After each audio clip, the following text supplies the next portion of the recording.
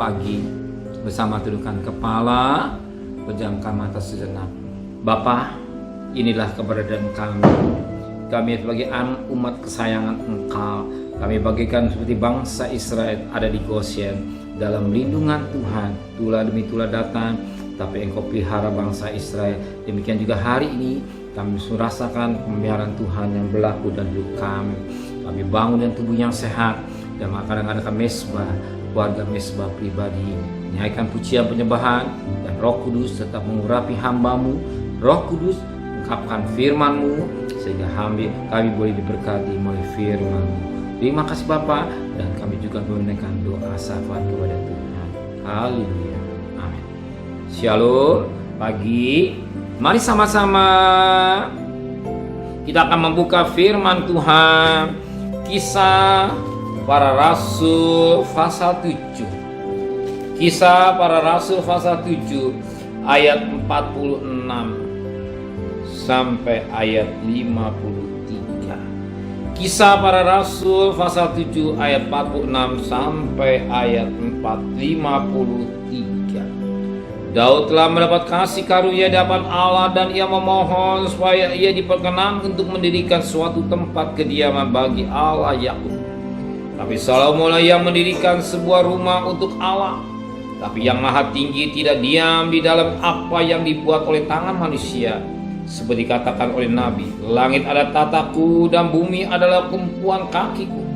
Rumah apakah yang akan kamu dirikan bagiku? Demikianlah firman Tuhan.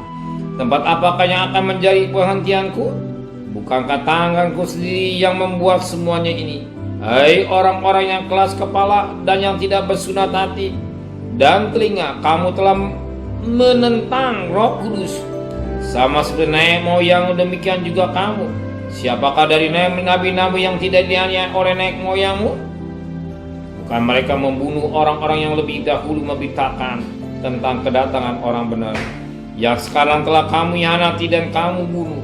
Kamu telah menerima hukum Taurat yang disampaikan oleh malaikat-malaikat, tentang kamu tidak menurutinya.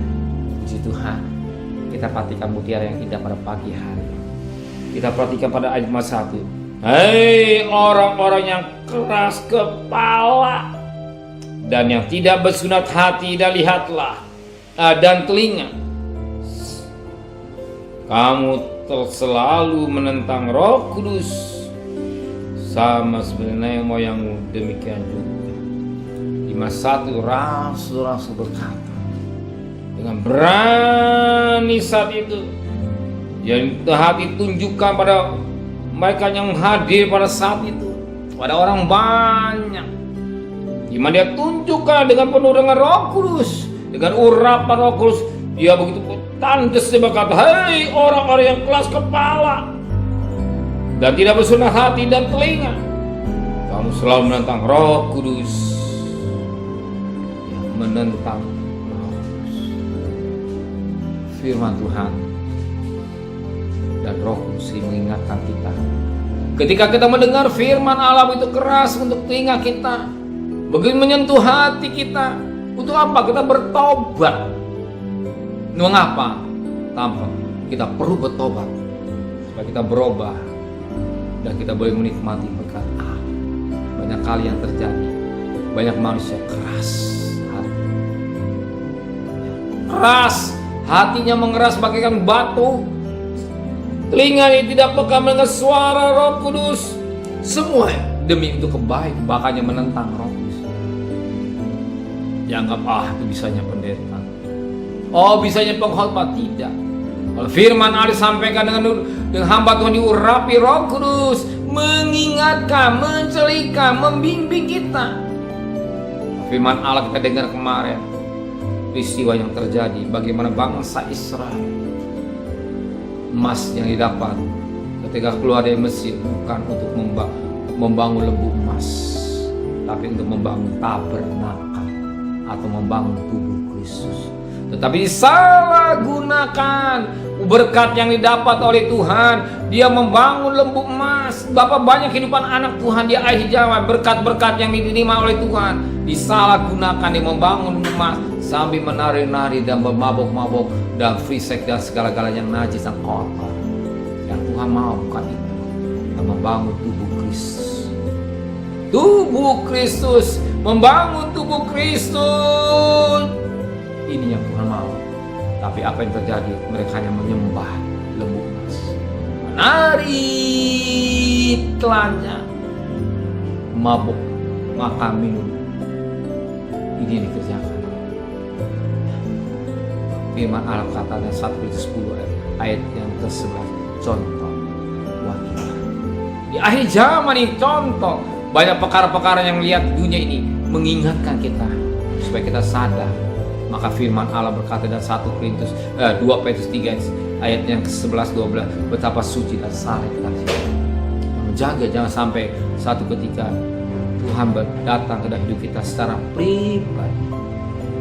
Kita nggak usah bicara global, secara pribadi, siang malam kita nggak tahu Tuhan panggil.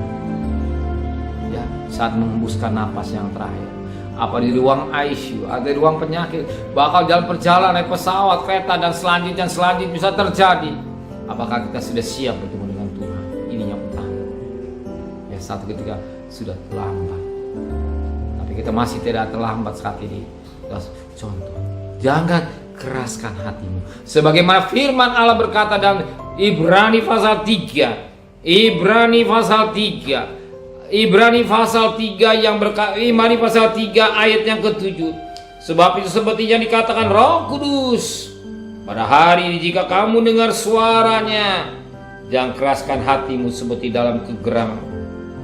Pada waktu percobaan di padang gurun, di mana nenek moyangmu mencobai aku dengan jalan menguji aku, sekalipun mereka melihat perbuatan-buatan Tuhan 40 tahun lamanya.